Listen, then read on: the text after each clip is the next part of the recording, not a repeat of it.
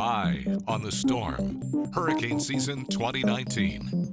Good evening and welcome to our Eye on the Storm, your weekly in-depth look at the tropics and how it will impact you. I'm CBS 17 meteorologist Brian Hutton Jr. in Raleigh, North Carolina. Tonight we've got a lot going on in the tropics right now and in the history books as well. I'll spend some time talking about the systems we are currently watching the Atlantic Ocean, and we'll spend some time looking back not even a year ago to Hurricane Michael. I'll be joined by Chief Meteorologist Scott Roberts in Dothan, Alabama, and also catch up with our own CBS 17 Zach Dahlheimer, who spent some time covering Hurricane Michael himself. During tonight's show, if there's anything you would like to know or subjects you'd like for us to talk about in coming weeks, please email us at sendit@cbs17.com. Our digital team is monitoring that address, so let us hear from you. As for getting in touch with us tonight directly, here's the best way to do that on social media. You'll find me on Twitter and Facebook at BrianWX. WDHN Scott Roberts is at WDHN Scott, and Zach Dahlheimer is at Zach Dahlheimer News. There's two H's in that. I always forget the second H. But before we get to our guests, let's take a look what's going on right now in the Atlantic. And we are still in the peak of hurricane season, and it's a little busy out there. That's not really a surprise. We did have Tropical Storm Jerry that was actually downgraded to a post-tropical storm earlier today. So Jerry no longer a concern for us, but there are still two storms we're watching. Here's a look at where we are in our climatology over hurricane season. Of course, we started way back. June 1st, the official start of hurricane season. We're now over the peak, which was September 10th, heading on the downward trend for the back end of hurricane season. But as you notice, we're still kind of in prime time to see action. In fact, about 66% of tropical systems occur between August 20th and about October 10th. So we are still firmly within the peak of hurricane season, and it's not a surprise that we're talking about several storms at this point in the year. And we've had a very active last couple of really weeks here in the Atlantic. Let's take you back to some of the original forecasts for our hurricane season, expecting a just above average year with 13 to 14 named storms. For an average season, we see 12, which is where we are right now for Lorenzo. It's the 12th named storm of the year. For Lorenzo is also our 5th hurricane of the year, which is one below the seasonal average and about where early season forecasts were. And so far, we've seen 2 major hurricanes. Lorenzo will likely make it 3. Hopefully, it will also be the last major hurricane that we'll see. Now, I did some research before we came on this morning. It's been this afternoon, it's been very active. We've seen 7 named storms so far in September. 8 is the record, which was set in 2002, 2007, and 2010. So it's been a very active September. Lorenzo is the strongest hurricane in the eastern part of the Atlantic at this point in the year. And since August 21st, we've seen 10 named storms in the basin. That is a record from between August 21st and September 23rd. It's tied with 1949. And 2010. We've had 5 named storms from September 14th to September 23rd. That is a record. And the average date for the 5th hurricane of the year is October 8th. So we are a little ahead of schedule. And the Atlantic basin has been the most active basin of all of the global basins over about the last month or so. So if you think it's been busy in the tropics, that's because it has been. But again, that's not a surprise. This is where we are. This is what we should expect after all. And that's why we're here with you this evening. So here's a look at broad scale at the Atlantic. If you notice, doesn't look too intimidating out there. There is one that looks intimidating. I'm sure you can see that on the bottom right corner of your screen. That's Lorenzo.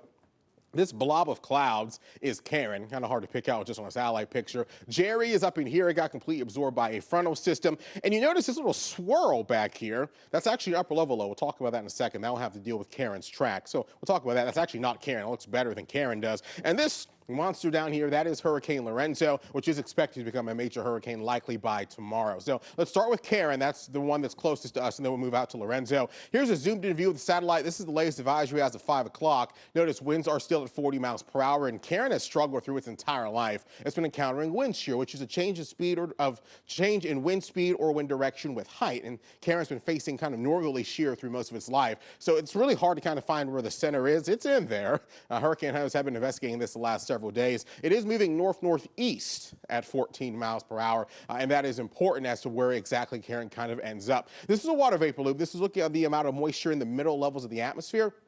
And from this, we can find spin and try and find a mid-level center and see what's kind of going on in the broad scheme of things. And you notice there really isn't a lot of circulation here, even in the mid-levels with Karen. Again, it's a very disorganized system, but there is a lot of moisture. There's not a lot of dry air, which means that Karen at least isn't having to fight dry air and shear, but it's fighting shear, and that's been taking its toll. And remember that upper level low I mentioned, you can see it really well here on water vapor. And this is forecast to slide back off to the west, and this again will have a bit of an impact on Karen's track. So let's look at the forecast track again. This is as of the latest advisory, which was at 5 o'clock. We'll see a new update at 11 o'clock tonight, or 10 o'clock Central Time. And here's the forecast track. Notice it kind of does a loop-to-loop out here in the middle of the open Atlantic before it starts heading back west. National Hurricane Center does not really expect it to strengthen much, and some of our models actually fizzle this out over the next about 5 to 7 days.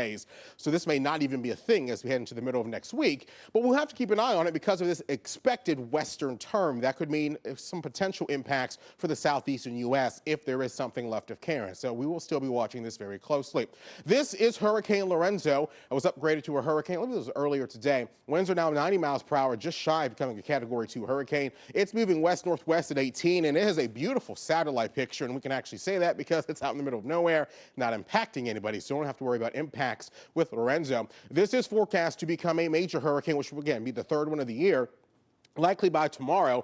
And notice it curves harmlessly out to sea. So Lorenzo's not a concern for anybody, just the fish. We call it a fish storm because only the fish will be impacted by Lorenzo. And those are the type of storms we like, those that stay out to sea, remain out to sea, and don't go anywhere near any land masses. So what's helping these storms? Just two things they're either for or against. One is warm ocean temperatures. We need the surface temperature of the water to be at least 80 degrees or warmer for tropical development. This is Karen first. We'll show you Lorenzo in a second. And you notice where Karen is, the water is at least warm enough to support tropical development. Again, it's fighting other things. We'll look at shear here in just a second. And as you head off to the west, if it kind of holds itself together, waters are a little cooler near the Bahamas because of Dorian. Water temperature hasn't completely recovered yet here, but water temperatures are still about 80 degrees or so. So Karen won't have to fight cold water for at least its expected duration.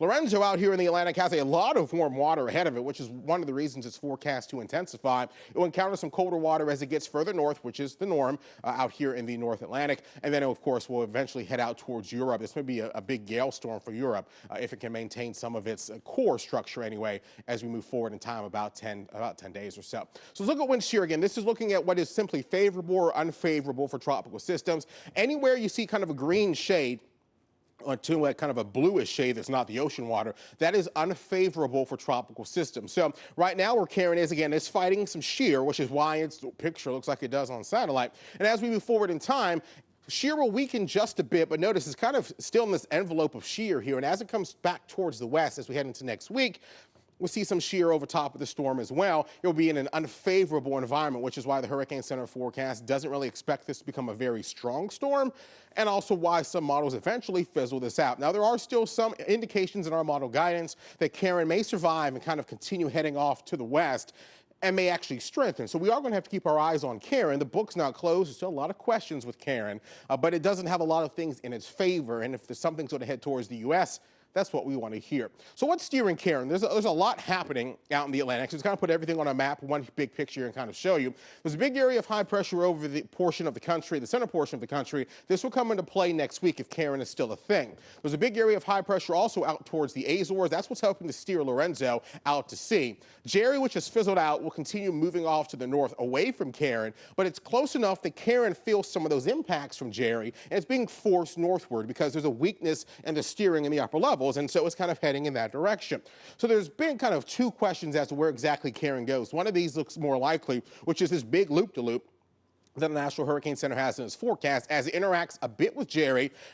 Jerry pulls Karen north, then it gets shunted back to the west as an area of high pressure builds in, and we'll show you that in just a second. The other one is if Jerry perhaps misses Karen, which is looking unlikely at this point. That upper level low I showed you on water vapor slides back off to the west, and so that kind of gives room for Karen to come northward and then off towards the west. The good news is Karen is already moving north-northeast, so it looks like it's already starting to feel Jerry just a bit, and so that should be its actual track. Once we get about Tuesday of next week, Karen will be sitting somewhere somewhere to the southwest of Bermuda.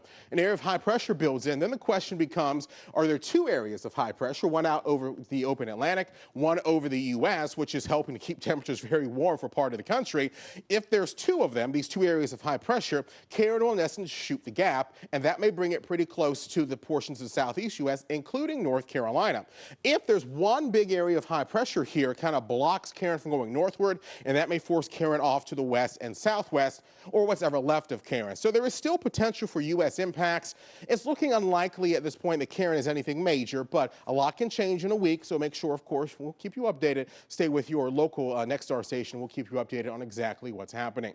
We are approaching now the one-year anniversary of Hurricane Michael, which developed actually as a system into the Caribbean.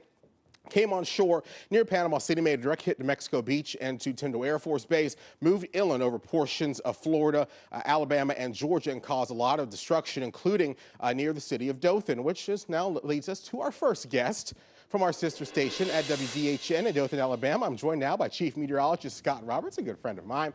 Now, Scott, we're looking back on Hurricane Michael today, rare Category 5 storm. Talk to me about some of the inland effects you guys saw during and after Michael.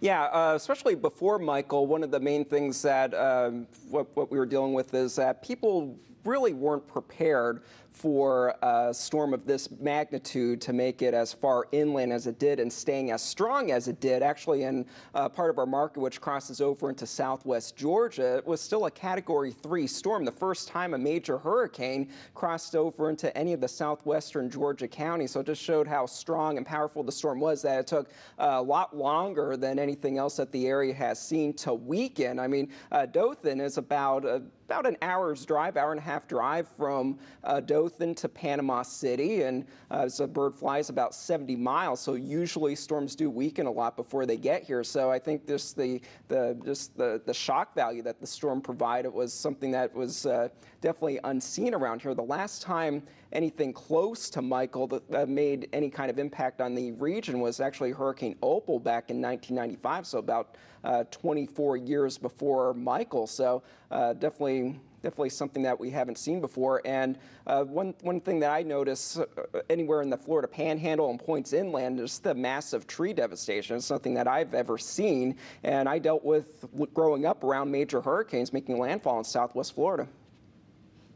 So, yes, Scott, so you mentioned about being so close to the coast there and the impact. You mentioned Opal.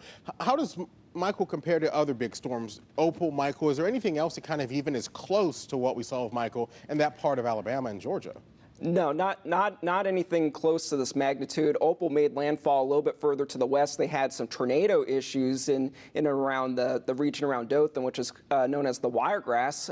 Lots of tornadoes in that sense, but not the widespread devastation. In fact, out of Tallahassee, the National Weather Service office, Michael was the first time that they ever issued an extreme wind warning, which is issued for basically hurricane force winds, major hurricane force winds.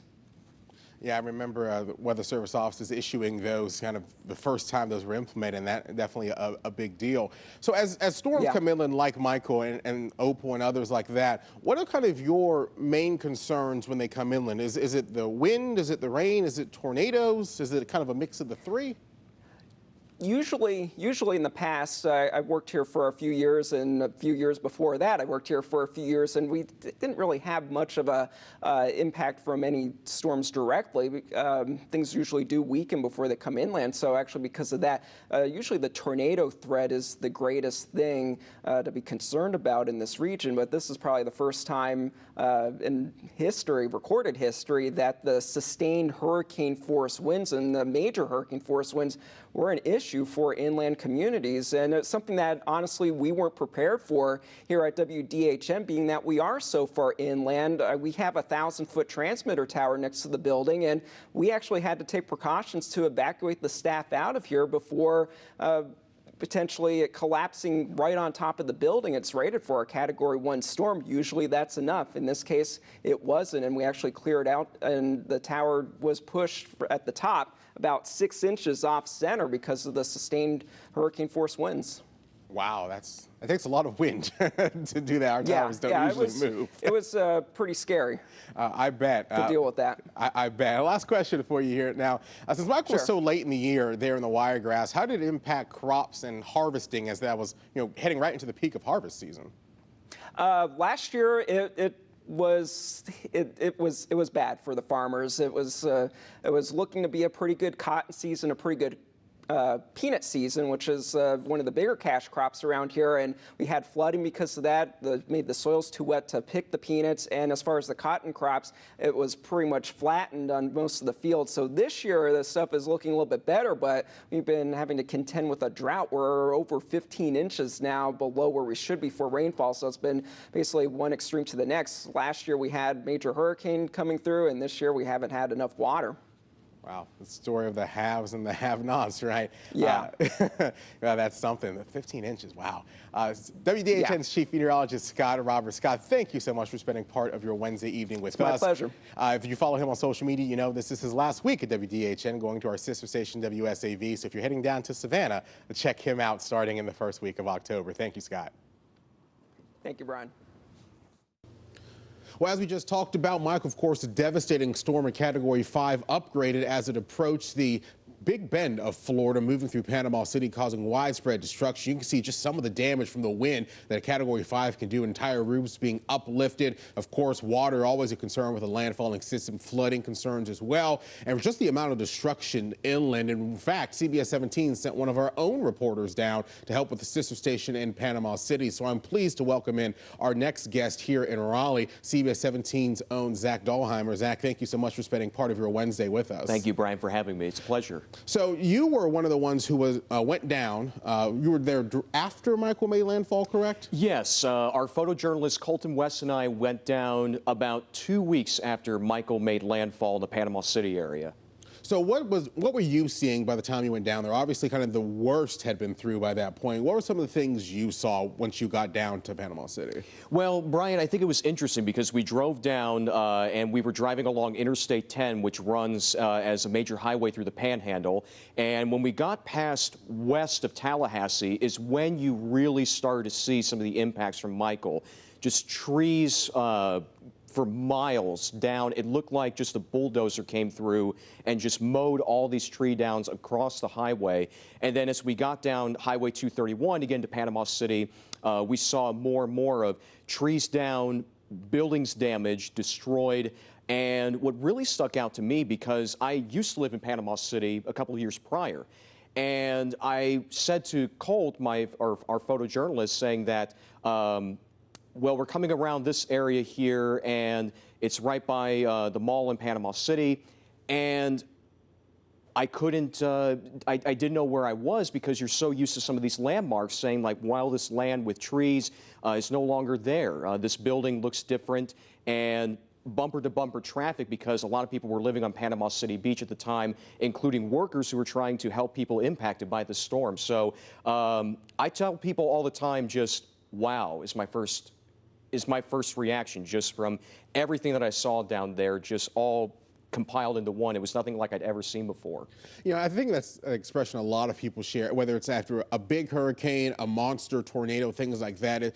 The landscape becomes unrecognizable. And I think that that's something that, you know, we see the pictures and the video all the time after these storms, but I think seeing it firsthand is different, especially if you know the area. I agree, you know, I mean, because we had, of course, at the time, we just got through weeks prior going through Hurricane Florence up in North Carolina here. And of course, as the storm made landfall in the Panhandle and continued to make its way through the southeastern U.S., you see all these images from afar on television or on social media or on the internet. But then when you get down in person, it's just a whole new level as far as taking it in, seeing all this devastation, seeing all these people that their lives are drastically changed after going through this massive storm that went through this area. It was just unbelievable down there. So when you get down there and you're obviously doing stories for Panama City and for us, what struck you the most as you talk with the people of the area? What is lingering in your mind almost a year later? I think it's just two things in particular. One, just everything they went through. I mean, you see right there the video of just buildings getting damaged, and they really took a hit with this storm, and so they really were looking at this as quite a few people I talked with as a long-term thing as far as recovering from this. But what struck me too the most was coming together as a community. I had never seen anything like it before in person, where we were talking with a man who lived in Panama City who had lived in this neighborhood, and he had his big barbecue grill out, and he was cooking meals for his neighbors within the community, but he was also going to towns 20, 30, 40, 50 miles away to try and help out people there that were impacted. And he told me, he said, well, I really had never known my neighbors as well beforehand, before this moment, so now is the time, willing to get to know your neighbor, but also to help them out in this time of need. And just the fact that people really just came together and said that, we're going to work together and help each other out, and we're going to move forward after this. So having been there, you lived there, like you said, a few years ago. You went down there after and saw the devastation. Have you seen anything like it? I mean, Category 5s are rare. We've only had 4 landfalling in the U.S. in our recorded history. So this isn't something that happens every year. We see storms like Florence, not the flooding, but Category 1s making landfall a lot. Was there just something different about this one? Yes, indeed. I mean, and just, from my personal experience, I'm a Floridian, born and raised in South Florida, lived in Central Florida in my middle and high school years, so I've been through quite a few hurricanes, not to the magnitude, though, of Michael. I mean, I know that my folks were down in South Florida when Hurricane Andrew impacted South Florida. I remember growing up and seeing images of Katrina around Louisiana, but in person, professionally, as a journalist, and personally, this was something on a whole new level that I just had never seen before. The devastation, the damage all around the area, and it's hard to put into words, especially when you see it in person. So it was a new thing for me. So I guess we'll wrap with this question here. Having been down there and seeing everything, seeing the destruction, covering different hurricanes, like you mentioned, Florence here in North Carolina, the same year. 2018 was a rough year for hurricanes if you haven't been paying attention to our the storms so far this year. What tips did you find that people really clung to after the storm? So you were there about 2 weeks after, so missing the kind of the brunt of the storm, but were people saying about different things that helped them make it through the storm that kind of lingered in your mind as not only living in North Carolina dealing with hurricanes, but something that you can pass along to others as well? Yeah, Brian, I mean, I think the big thing is just having supplies on hand. I know that we talked with, and one story that stands out in particular to me was when we went to the community of Parker, which is just east of Panama City, and we talked with 3 people, 2 men being from the Raleigh-Durham area, and they talked about how they had supplies in their house. One man, I think, had an RV, I believe, to where he was, it was helping him in that time frame to where workers and utility workers were coming in there to help out his home. So I think just being prepared with supplies from what we were seeing is, it'll really help you, always being prepared. And also just not only being prepared, but also just having that motivation and drive, saying like, things, we're going to come together and it's going to get better. And another thing I remember is, I wanted to point out real quick, is another person we talked to on the street was a man who's originally from Durham, and I will never forget, his house didn't suffer as much damage as some of the other houses down the street, but one thing that just stuck out in my mind was during our interview with him for our story that day, his outside light around his garage came on. It was the first time in 2 weeks electricity had popped on his home. And just his reaction in his face, and I remember him saying, it's just like seeing daylight again. So I think it's, being prepared, having the supplies, but also just coming together as a community and helping each other out was something that really has stuck in my mind even 1 year later. People coming together saying that we will come back, and just being able to help each other moving forward after this 1 year later. Yeah, it's amazing how we take electricity for granted. Yes, and yes. how amazing that feeling is whenever it comes back on. That's incredible. just sit and talk all day. I love listening to our reporter stories. Thank you, Zach. Hey, thank you, Brian. CBS 17 Zach Dahlheimer went down and covered Michael down into the Florida Panhandle from Florida.